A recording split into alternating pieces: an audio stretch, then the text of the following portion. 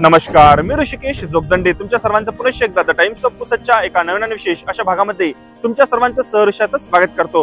सर्वप्रथम सर्व भारतवर्षांना श्री गणेश चतुर्थीच्या खूप खूप शुभेच्छा।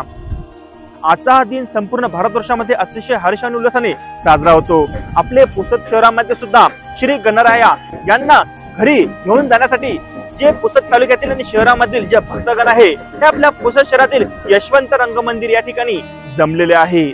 मनात एकच आस, बाप्पांचे जे विविध रूप आहे त्यापैकी एक रूप आपण आपल्या घरी नेऊन त्यांची स्थापना करायची आणि जे 10 दिवस आहे विधिवत पूजा अर्चना करायची।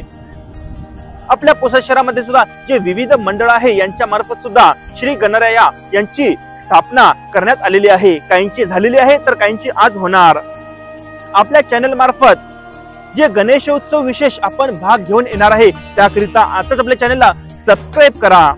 विशेष म्हणजे हा गणेशोत्सव आनंदाने पार पडावा यासाठी यवतमाळ जिल्हा पोलीस अधीक्षक कुमार चिंता यांच्या मार्फत काही सूचना देण्यात आलेल्या आहे। त्यामध्ये डीजे मुक्त आणि नशामुक्त गणेशोत्सव साजरा व्हायला पाहिजे यासाठी जिल्हा पोलीस अधीक्षक कुमार चिंता यांच्या मार्फत आवाहन करण्यात आलेले आहे।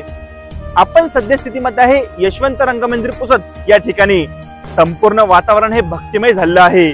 मोठ्या प्रमाणावर या ठिकाणी जे भक्तगण आहे त्यांनी गर्दी केलेली आहे।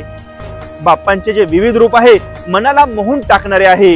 कुठे श्रीकृष्ण, कुठे श्रीराम आणि कुठे बाप्पांचे निरनिराळे रूप आपण इथे बघत आहे। नक्कीच हा आपला भाग तुम्ही मोठ्या प्रमाणावर शेअर करा। गणपती बाप्पा मोरया। धन्यवाद।